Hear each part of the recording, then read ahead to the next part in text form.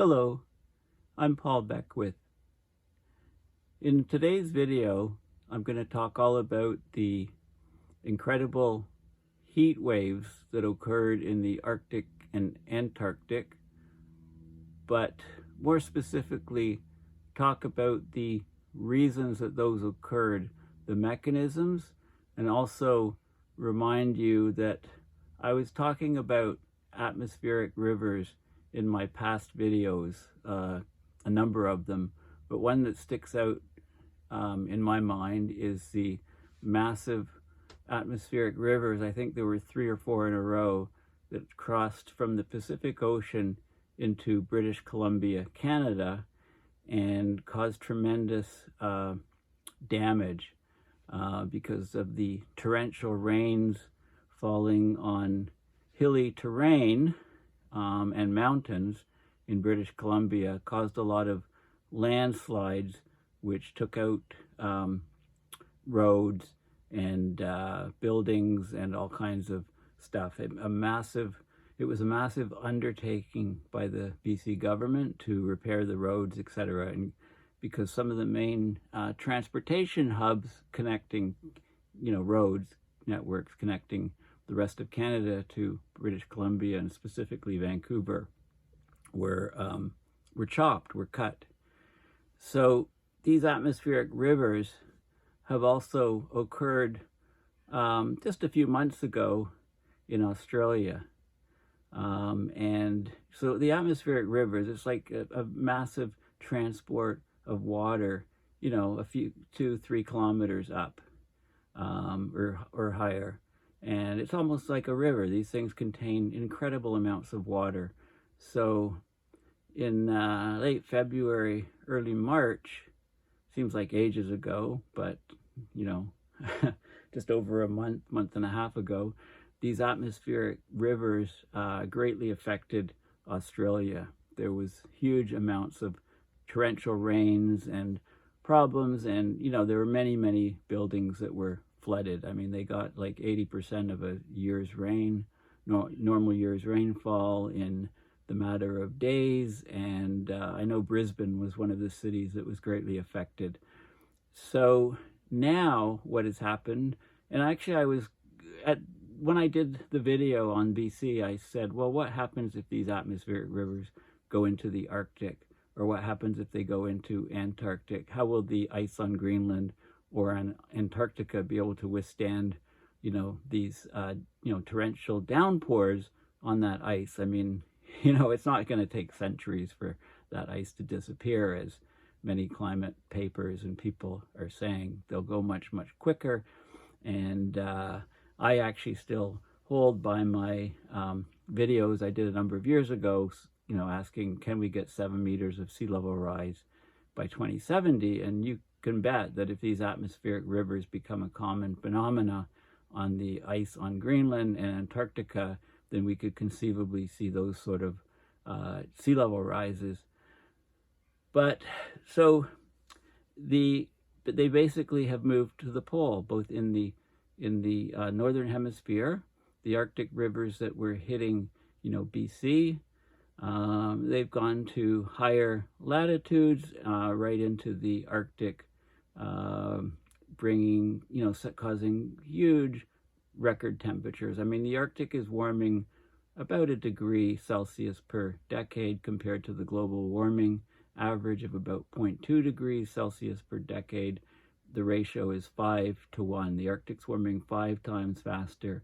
The literature and mainstream press have been saying 2 times for many years, and now they finally upped their number to 3 times, and let's see how long it takes them to get the correct number, which is more like 4 or 5 times more rapid warming in the Arctic than elsewhere, than the average. But, Antarctica is considered mostly isolated by the strong westerly winds. It's a climate unto itself, but we're seeing strange things happening there.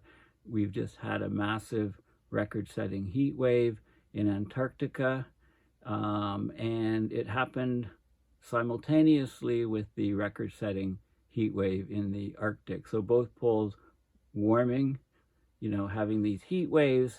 We're talking huge temperature differences, breaking previous records, just blowing them out of the water. And this got the press talking and the media talking, and people that spend their entire lives studying East Antarctica, for example, said that they never expected to ever see this sort of thing. So I'm going to show you the details and show you the online tools where you can go to check out the situation for yourself. I did a video a long time ago, basically talking about, be a climate scientist, how to become a climate scientist in 30 minutes, and gave such talks at one of the COPs, etc. So this video is along those lines. So this is just an image from Climate Reanalyzer showing Antarctica here and the massive heat wave here on Friday, March 18th. So this is a temperature anomaly, right? This is degrees Celsius, 2 meters above, or 6.6 feet above the surface. And it's relative to the 1979 to 2000 baseline. Okay, so a relatively recent baseline, and we're talking about over 30 degrees Celsius warmer than normal. And that brought the entire continent up 5.7 degrees Celsius. At the same time as this was occurring, the Arctic was plus 5.3 degrees Celsius above normal. So, and those numbers also affected the northern hemisphere, southern hemisphere temperatures. Okay, and the world plus 0.9 degrees Celsius relative to this fairly recent baseline. Okay, so this is huge stuff. I'll get to this in time. I'll come back to that. Let me go back to the beginning. So you want to assess. You hear something in the news, and you want to assess it. Usually, if I want to do a thorough analysis, I wait. I let a bit of time pass, and then there's some good science papers coming out and stuff, and then I can make my assessment. So I just Googled heat records, Arctic, Antarctica, and got lots of decent articles. Okay, so let's talk about the New Scientist one. So Arctic and Antarctic see extreme heat and historically low sea ice. So both poles are being warmed by unusually hot air currents. It's not just the temperature, but they're laden with water vapor, with moisture in the clouds, and those that brought a lot of heat. There's tremendous amounts of heat stored in the water vapor. When it condenses, it releases huge amounts of heat. But this article says scientists think the extreme temperatures are a result of natural variability. I completely and utterly disagree with that. It's just too far. The extremes are just too far. This is a drop from an iceberg melting in a fjord in Greenland, and it's beautiful. You can see the sunlight being focused. This acts like a little lens here, these water droplets, focusing the light and giving that bright white spot. So abnormally hot air has hit both of the world's poles at once, while the extent of Arctic sea ice appears to have been historically low this winter. So temperatures were broken in Antarctica as warm air swept unusually far into the heart of the continent. Concordia Station, which is high above sea level and has an average annual average temperature of minus 50 degrees Celsius, it reached an all-time high of minus 12.2 degrees Celsius. Okay, so and that beat the minus 13.7 degrees Celsius record set in December 2016. And this happened on March 18th. Look at the difference there. It's about 40 degrees Celsius above normal. Another research station, the Russian research station, Vostok, saw record high temperatures. And here's Walt Meyer from the U.S. National Snow and Ice Data Center, and I'll show an article from them in a few minutes. NSIDC in Boulder, Colorado.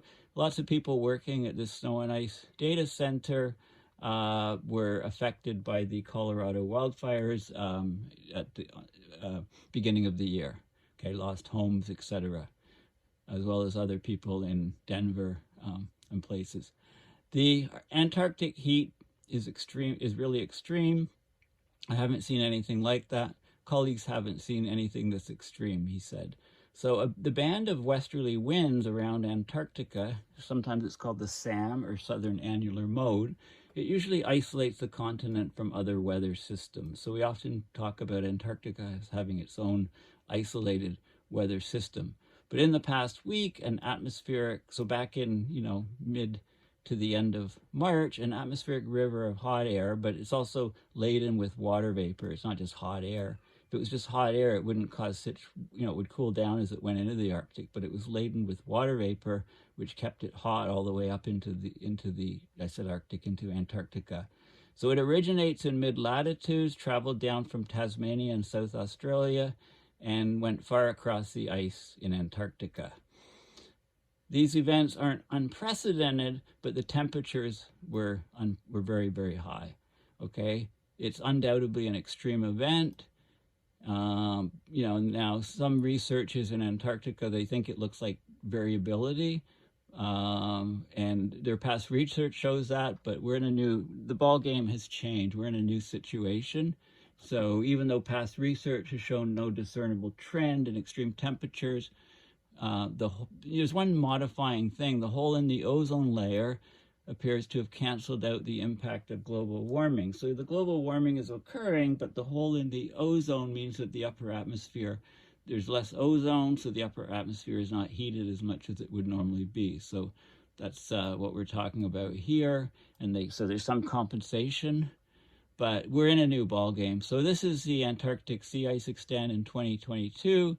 So this is from the beginning of the year. It reached a record low of 1.92 square million kilometers. Okay, so the record temperatures came shortly after the Antarctica sea ice declined to a record low. So record low, so there's less white surfaces there, there's more solar reflection. But of course, Antarctica is flipped from us, so we're going into our spring in the northern hemisphere. Antarctica is going into their autumn. So the light is appearing. With record low ice, you can get more warming. So 1.92 million square kilometers on 25th of February. That was the record low. And normally it's about mid-March, so it was a bit early.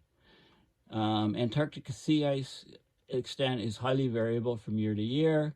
And there was an upward trend of 1.5% per year, back in the 2000 to 2010, but that's reversed in the last number of years. They say that it's unconnected, the record sea ice low in recent temperatures.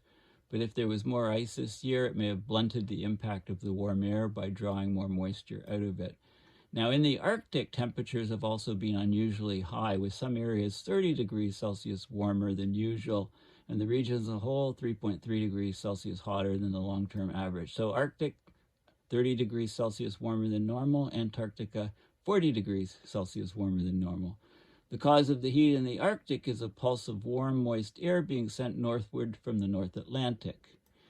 Such pulses of heat in the Arctic have been seen a few times in recent years, most notably in January 2016, when the temperatures were 8 degrees Celsius above average. So this is not unprecedented, but it's a strong event. It is something that was quite rare until recent years. There's maybe some surface melt at the North Pole, but the effect will be small. So anyway, this is the Arctic sea ice in 2022, reaching its 10th lowest winter maximum. So this is the medium. This is the winter maximum. Usually happens, about mid-March, but the maximum occurred earlier. This is the record low maximum in 2017, and here's where we are this year. So it looks like it peaked about here, which is a bit earlier than normal. Okay, and this was about just under 15 million square kilometers. That number has been as high as 20. Well, up here we're talking about 15 and a half. This is the medium. We've had years where it's been up to much higher, 18, 20. I don't know exactly. But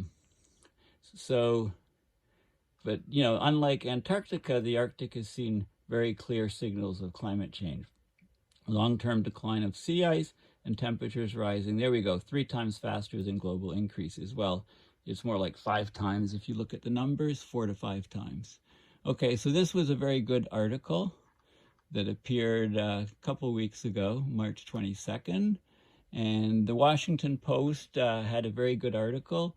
And of course, the numbers in the Post are in Fahrenheit. So it's 70 degrees Fahrenheit warmer than normal in eastern Antarctica. Scientists are flabbergasted.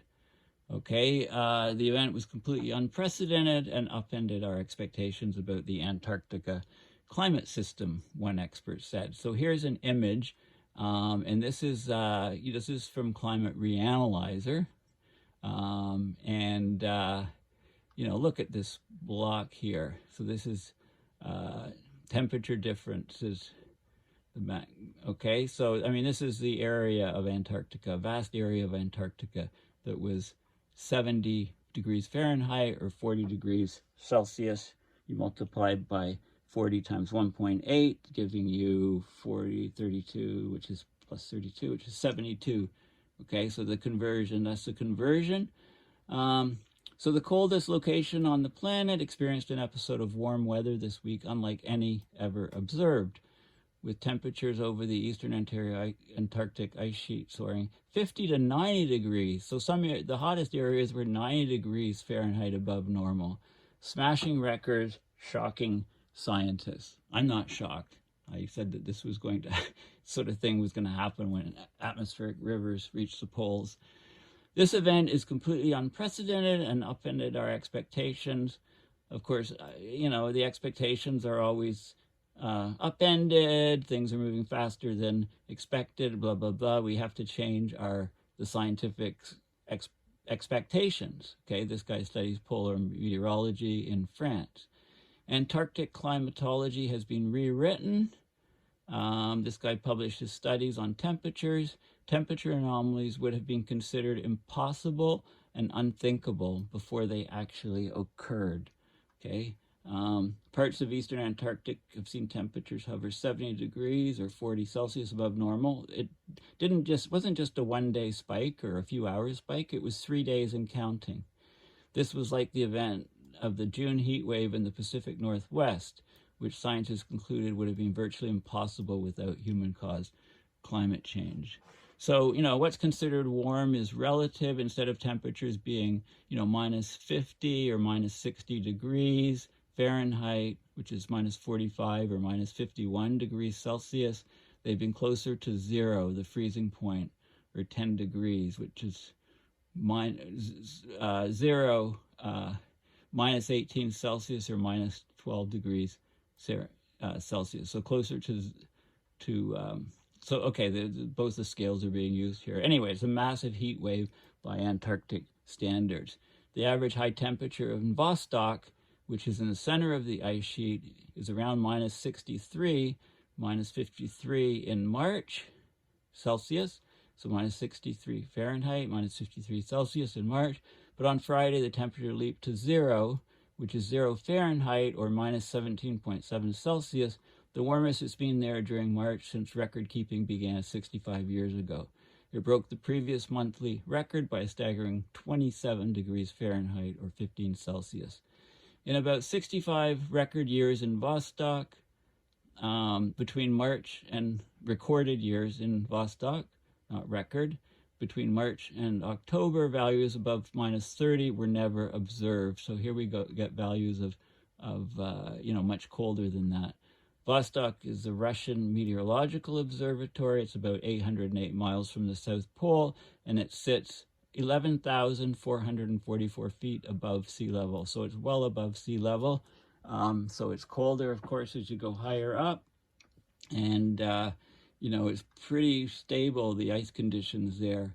And it's also famous for holding the lowest temperature ever observed on Earth, minus 128.6 degrees Fahrenheit, which is minus 89.2 Celsius. So make sure you have your winter coat and woolies on.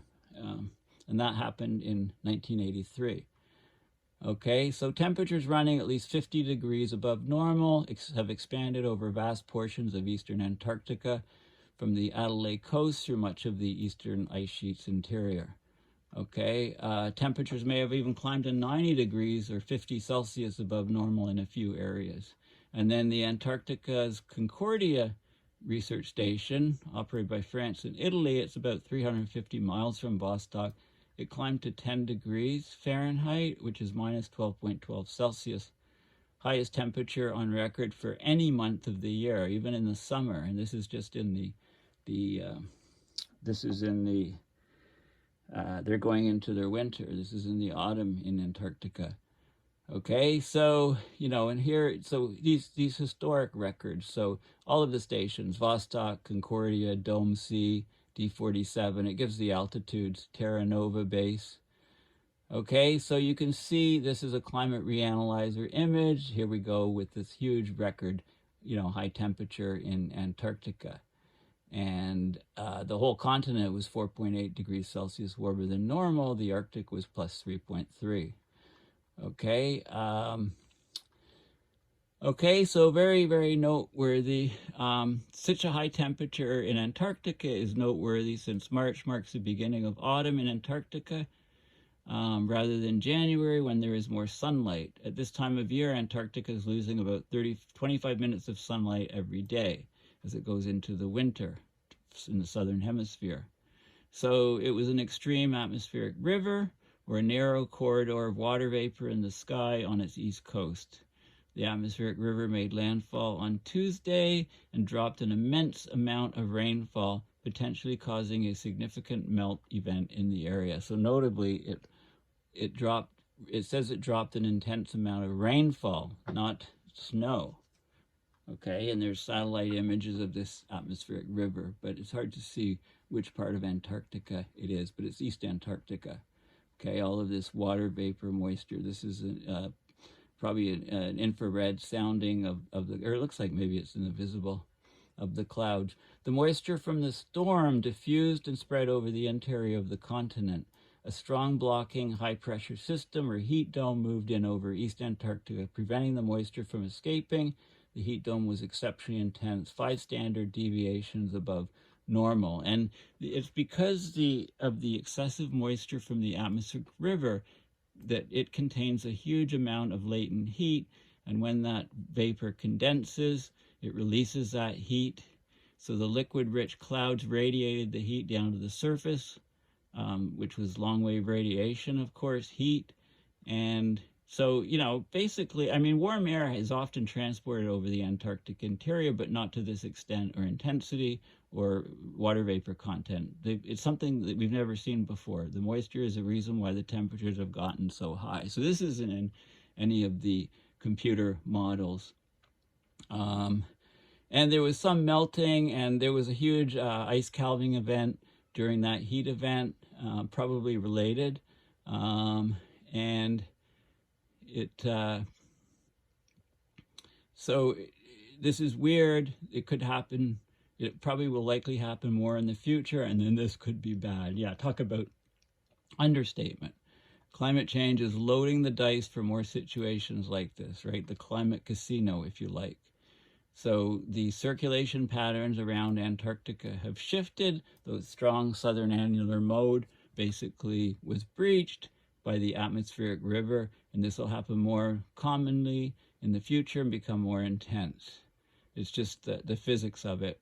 It's a huge climate change fingerprint. It's not a fingerprint, it's a footprint. It's like a Sasquatch size or a Tyrannosaurus Rex size massive footprint. It's not like a fingerprint. Okay, yeah. Contrasting with this warm spell over eastern Antarctica, the South Pole just observed its coldest April to September period on record last year, with an average temperature of minus 78. So we're getting weather whiplashing, going from extreme cold to extreme warm, etc. Sea ice extent surrounding the continent shrunk to its smallest extent just last month. And the warm ocean temperatures are threatening to destabilize the huge glaciers, like the Thwaites Glacier, which is a slab of ice the size of Florida, and it contributes presently about 4% of annual global sea level rise. So here's the temperature difference from normal with climate reanalyzer. This is from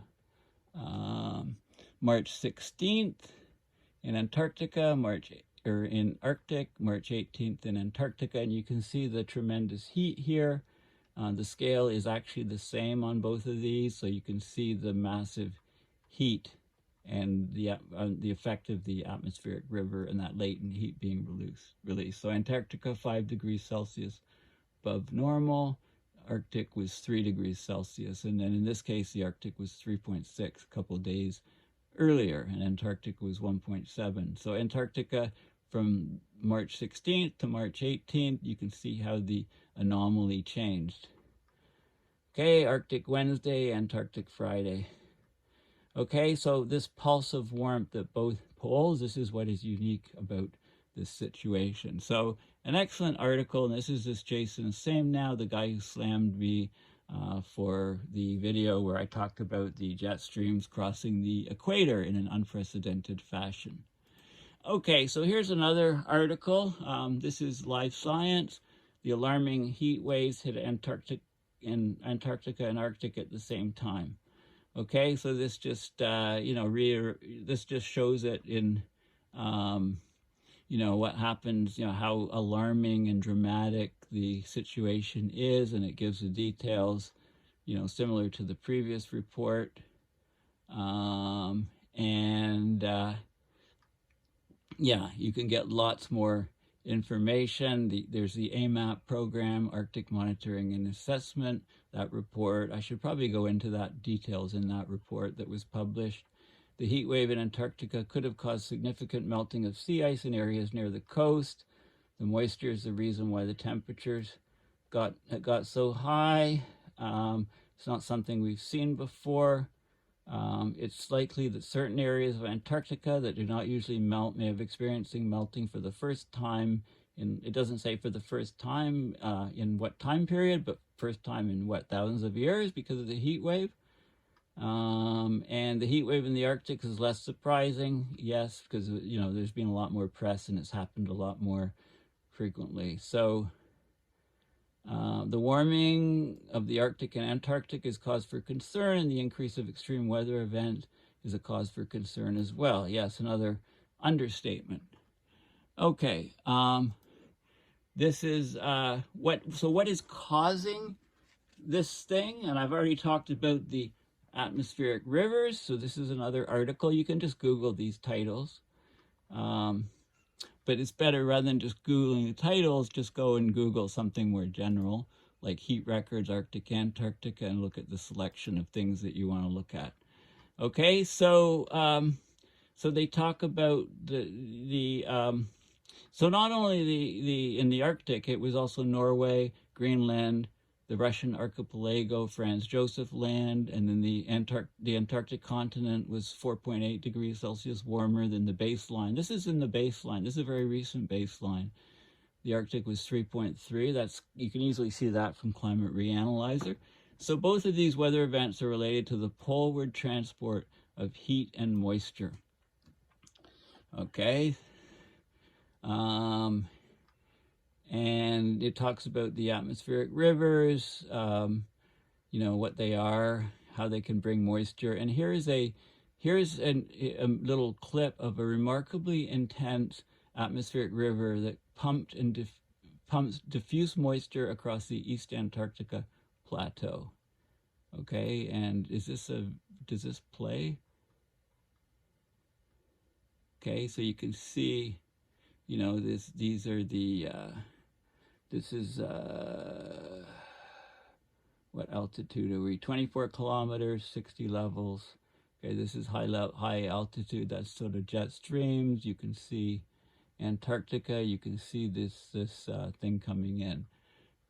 It's not a movie clip. So I'll go back to here. Okay, lowest sea ice extent on record. A lot of the sea ice around Antarctica that might be there now, normally close to the continent, is now ocean. It's an extraordinary event.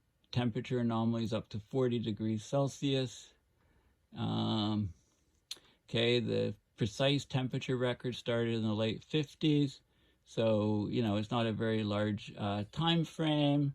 And then they talk about the Arctic warming again, drop of Arctic sea ice, and so on. The melting of ice results in the vicious cycle. So this is a negative, this is a positive feedback, but it's also, you know, that's a bit misleading. Positive, that's what the technical term is. It's an amplifying feedback, or a vicious cycle, a vicious feedback. There's a greater area of dark water with less ice, so there's more absorption of the sun's energy, which causes more warming. Okay, so and so here we go. Now this is related directly to the atmospheric rivers that hit Australia, New South Wales, and Queensland in in the previous month. Okay, so this is an article that was written beginning of March.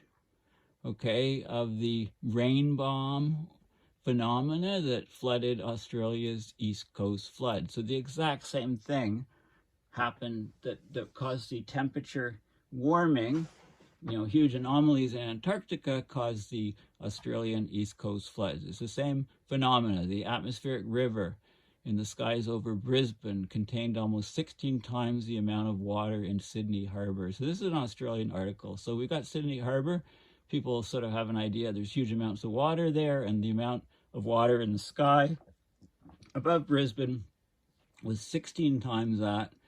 And luckily it didn't all come down, but lots of it came down, and it caused massive flooding. You can see, this is flooding, all these areas are submerged. Okay, so late February, dry and sunny in Melbourne.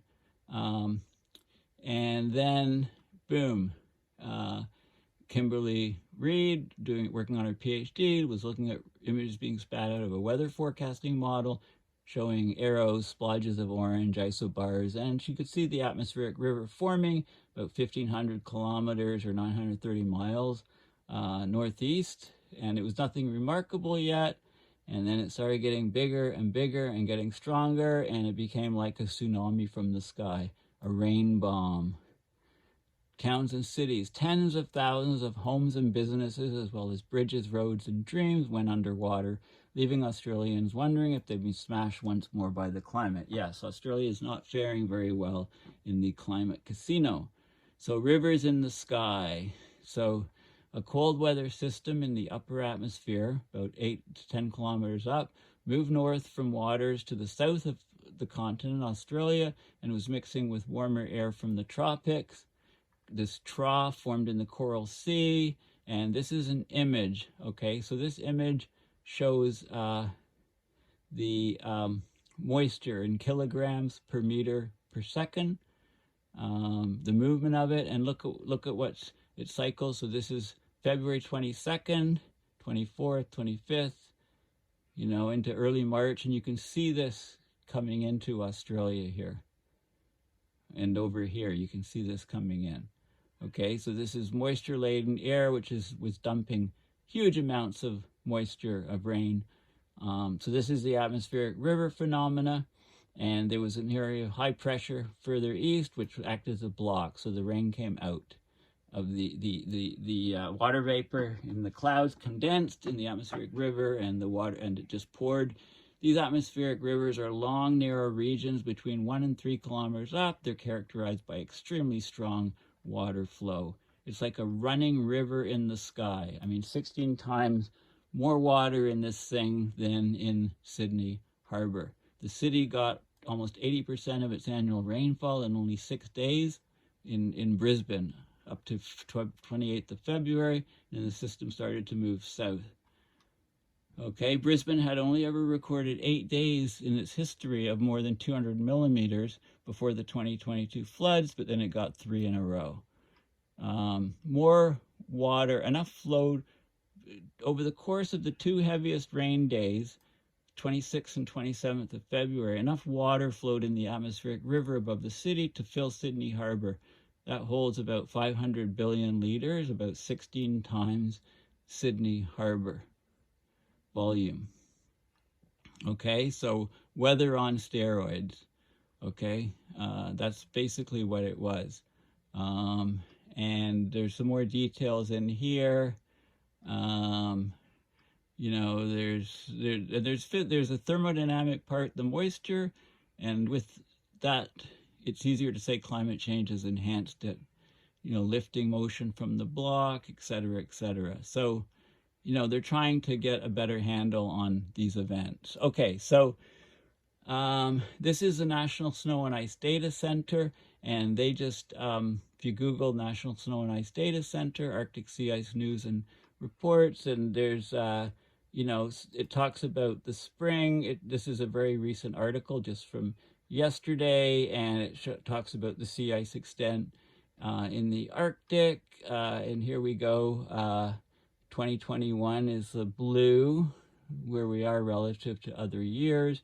You know, Arctic air temperatures, the average for March. This is the region, very, very warm temperatures. Average sea level pressures, so you get the lows and the highs and how they interact.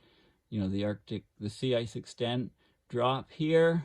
And the water vapor transport, kilograms of water per meter per second. This is the transport flux of it going right up here. There's Greenland and the Arctic. It's going right up here into the Arctic, and I'll show some movies of this. And anyway, they talked about here's the Antarctic heat wave right here, and you can see the jet stream in the southern hemisphere come here, come right up here. So this is the dome of heat coming here from from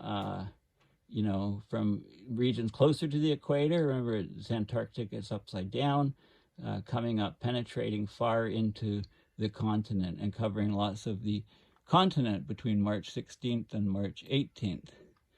Okay, and this is the atmospheric river event, March 16th. Again, going right up into Antarctica.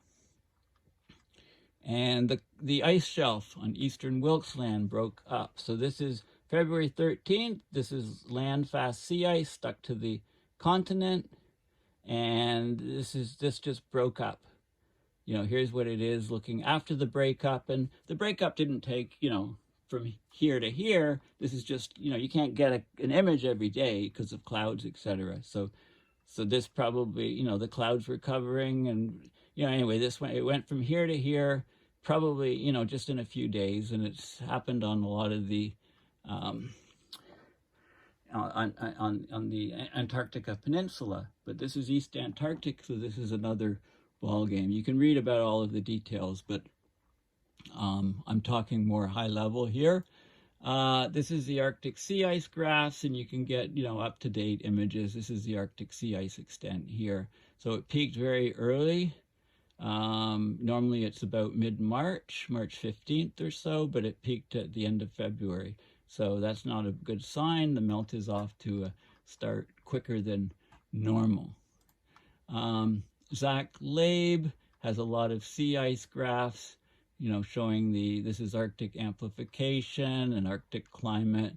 So have a look, you know, if you go to access his site, you can come here and you can just scroll down to up at the top here, Zach Labe's Arctic sea ice figures, you know, which shows he's always got lots of up-to-date data on what's happening to the Arctic sea ice, and he also talks about Antarctic. This is Arctic sea ice extent records by month. This is record highs of Arctic sea ice, you know, back in the late 70s, early 80s, and then in this decade, all of the record lows occurring. So none of the records were in here, the time of transition, but, you know, we're breaking records left, right, and center now. This is the sea ice anomalies in the Arctic versus the normal in the Antarctic and the global, total global. And there's loads more things, and I'm not going to delve into those right now. This is a view which you can access by Googling Arctic sea ice graphs, and it's near the bottom. It's total precipitable water on the Earth, so you can see it. You know, you can see these filaments of water vapor coming to higher latitudes. So what's happened is I can only get this from early April you know, there's only about, it's from the 2nd to the 6th. It's only about 4 or 5 days of data. And you can see here, you can see this is one of the atmospheric rivers heading north. So these things are, you know, you can see those in both the northern and southern hemisphere. And what's happening now is, you know, they got up to BC and flooded it. In Australia, flooded it. And now they've gone right up into the Arctic and right up into the Antarctica. And wait till that happens on a regular basis. It's just going to slaughter the sea ice. Now, Climate Reanalyzer, just Google Climate Reanalyzer, and you can look at, I'm looking at today's weather maps and daily temperatures. So here's what we have here, today's weather maps, and you can click on this, you know, to get to the different regions. So this is what's happening. This is real-time data. So this is for Wednesday, April 6th. You can see there's some regions of heat in Antarctica, but, you know, the Arctic's 1.3 Celsius warmer than normal, and the Antarctic's 0.3 warmer than normal. That's relative. That's to a really recent baseline, 1979 to 2000. Okay, or you can see this type of view here. Okay, so what I'm going to do is just show you a couple movies. So this is Antarctica. This is the 2-meter temperatures in Antarctica, and I set up, it's for March. Okay, so let's just start the, there we go. Okay, so it's going to cycle through. So this is the entire month of March. Okay, so there we go to the end. So March 1st. So you can see the different temperature anomalies on a day-to-day basis. You know, a lot of heat down in this region in early March. March 15th, mid-month, and in this region, look at this pumping, huge anomaly appearing there in Antarctica towards the end of March. Okay, and we can look at the exact same thing in the Arctic. Okay, so beginning of March, you know, and look, Greenland is always a good area to look at, but look at these huge filaments. Okay, so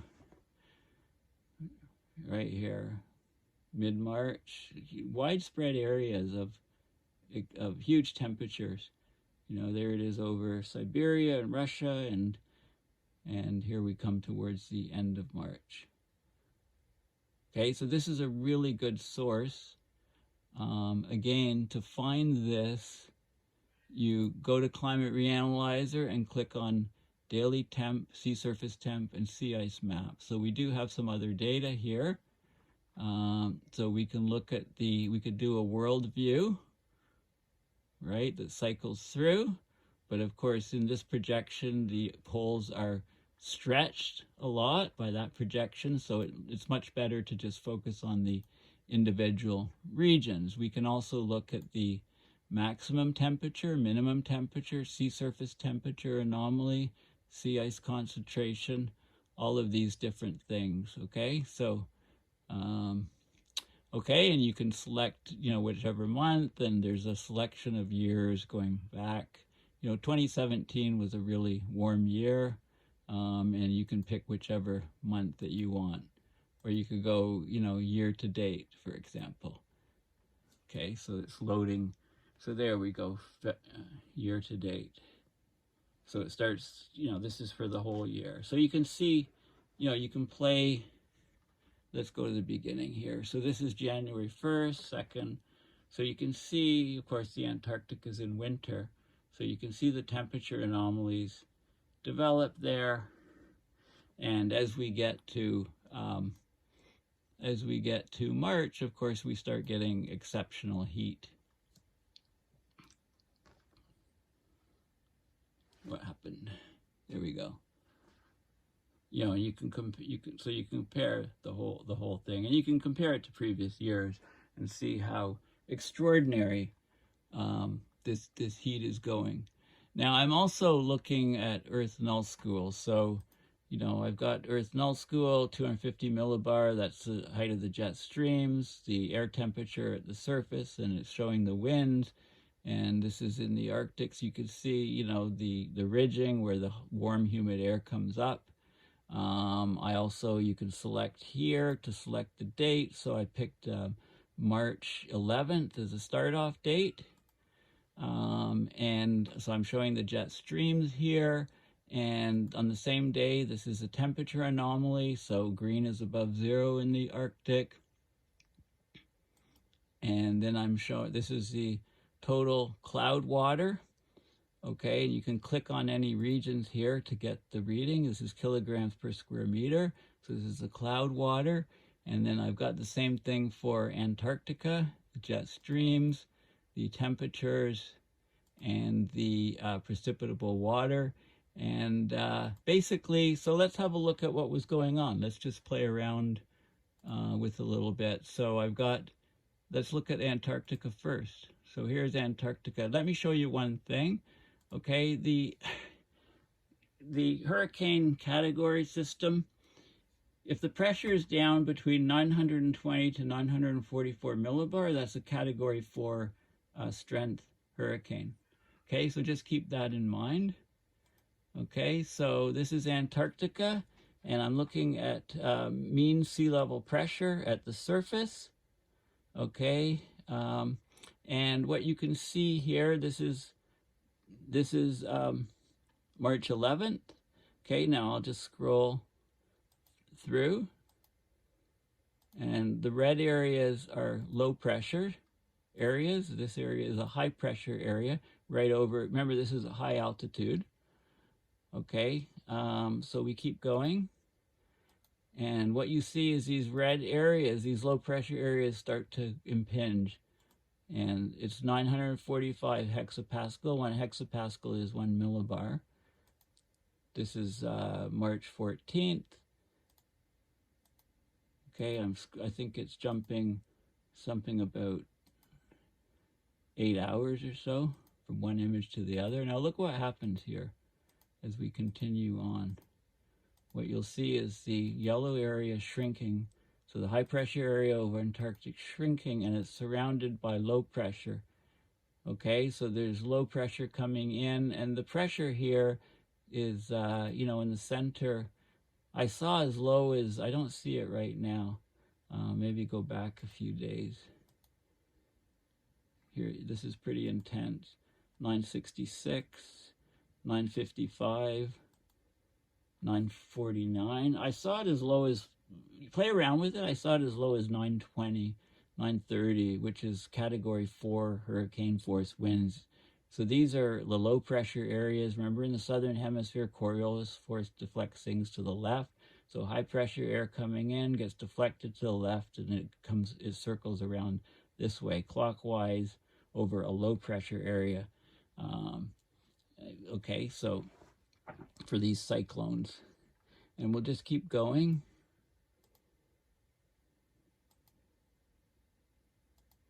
Okay, March 20th. Okay, so you can see what's happening there. Let's look at the temperature at the surface, and we'll go back to the beginning of before the event. So March, 3rd month, the 11th day.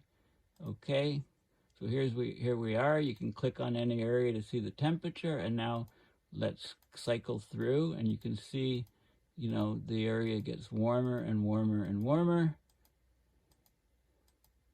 The cold area is shrinking a bit. This is March 16th. I'm looking here.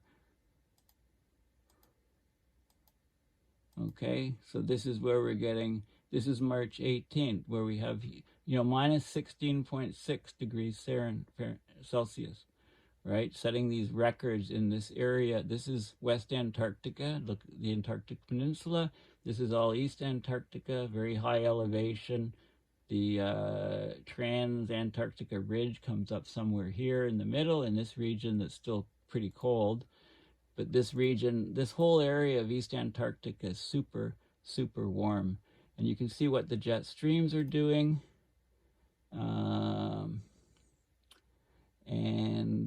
You know, so on. So, okay, should look at total precipitable water. No, I want a total cloud water. Okay, so while these events are going on, look at all this moisture that is being pumped pumped. This is Australia here, so it's pumped up from between Australia and Antarctica. It's pumped up right in over the East Antarctica. That's why it's got this huge warming event. See, this would be analogous to a ridge if it was in the northern hemisphere, but in the southern hemisphere. So this is north this way, so it dips down towards the pole, and this is all that warm, humid, moist air coming up in this region.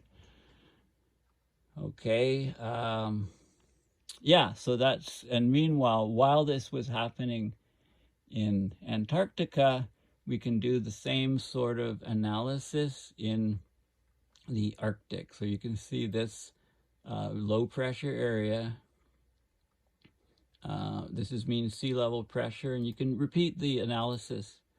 I'm going to leave this mostly as an exercise for you, but look at this. This is coming in 933 hexapascal. There you go. Category 4 winds around this beast, coming right in, causing huge, here we go. Look at this thing, just totally trashing the, there's lots of rain on snow events here over southern Greenland. So how can these ice, and there we go again, look, almost, all this area of Greenland covered. And this is on March 14th, March 15th. Now it's moved to slice Greenland in half there, still covering, and then it dissipates out. Okay, so you can see that sort of thing. We can get the temperature here. Okay, so let's go back to the 11th. Here, March 11th, and then cycle day to day. So anything green is above 0 temperatures. So we can see what's happening. 13th, that you can see the moisture pumping into Greenland. Now it's cold.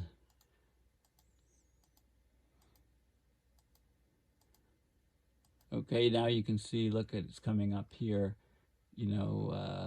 There's Scandinavian countries getting extremely warm temperatures. Okay, so I've given you all the tools here.